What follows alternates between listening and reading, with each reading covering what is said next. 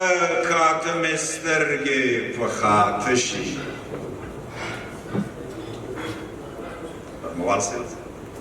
په کاتم سترګې په خاته شي چې خبر دی د راتلو را باندې وشي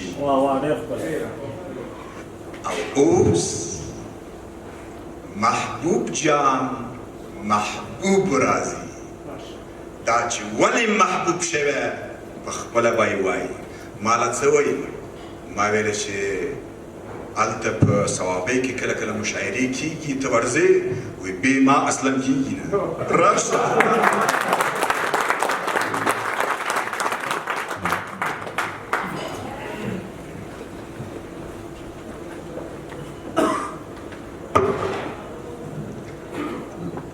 أعوذ بالله من الشيطان الرجيم بسم الله الرحمن الرحيم Kamiso papakire shmiri pakiri Kamiso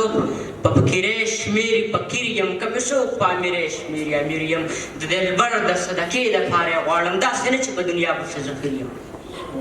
دلبر د صدقې دپاره یې غواړم داسې نه چې په دنیا پسې ذخیر یم خوشحاله او دولتان مې غلامان دي زه رحمان په پښتو ژبه عالمګیر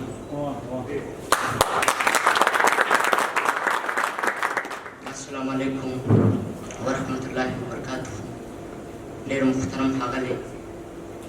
عمر داوزی صاحب نور ډېر درانه او خواږه مشران ناست دي ټولو باندې د خپل د زړه د مینه سلام پېښ کوم زه چې دغه ځای کې ناست وم ما دا سوچ کولو چې زه به راپاڅم او زه به د داوزي صاحب په مخ کې څه خبرې کوم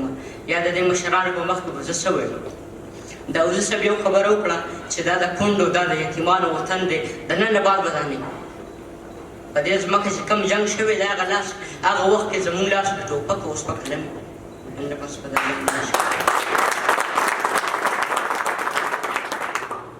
زه چې راتلمه دا هم زما کور دی هغه هم زما کور دی زه چې راتلمه زه ډېر زیات خوشحاله وم چې زه به هلته داوزي صاحب سره ملاوېږم دغه ځای کې شاته زما یو ورور ناست دی اکبرجان هغه ته زه زما د حوصلې دپاره ډېره حوصله هغه ماله راکوي زه چې کابل ته راځم زه یوازې نه راځم ما سره زما ورور راځي په صوابۍ کې په پېښور کې چې پروګرام کېږي زما ورور ما سره ځي پروګرام له په دغه وجه چې ستا مینه دغه شان پښتو ادب سره تازه وي که په موټرسیکل یې که باران یې که سیلۍ خو ما پروګرام لرسوي نن چې زه سم یم نو چې ما ته دا سپینګیري مشران ناست دي نو دا زما د مور د واګانې دي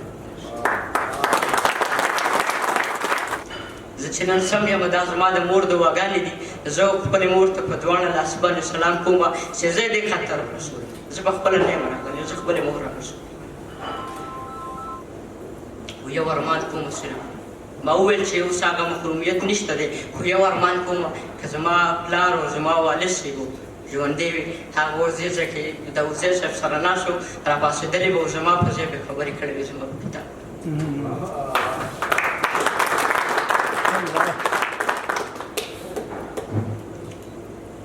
ما دلته کې کابل کې ډېره مینه میلو شوله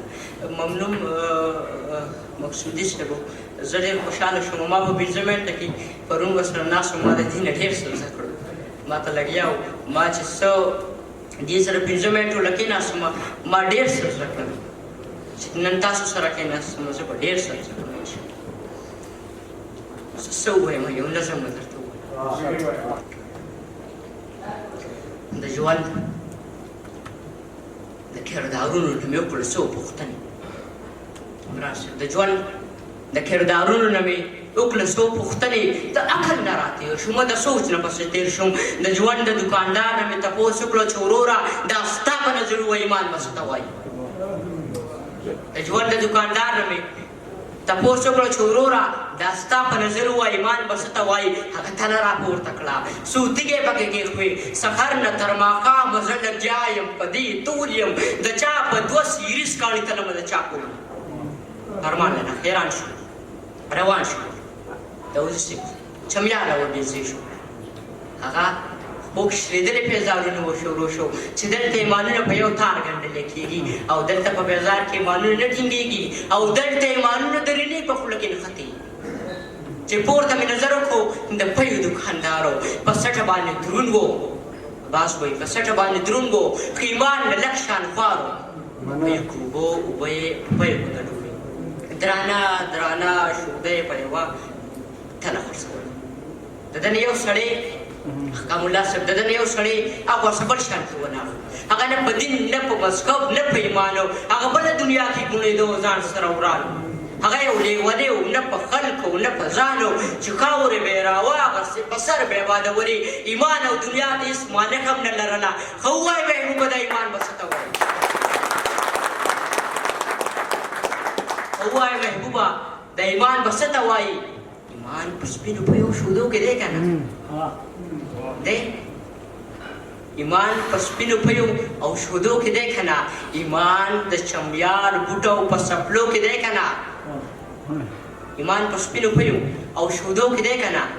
ایمان د چمیار بوټو په سپلو کې دی که نه ایمان خو د شودو د اوبو نه ډېر زیات سپین دی دا خلک لیوني دي دا مونږ لیوني یو ایمان خو د هغه سره د پاکې مینې ښایي محبوبه د بازار بازار او دکاندار ایمان دروغ دی محبوبه د بازار دکاندار نعره تکبیر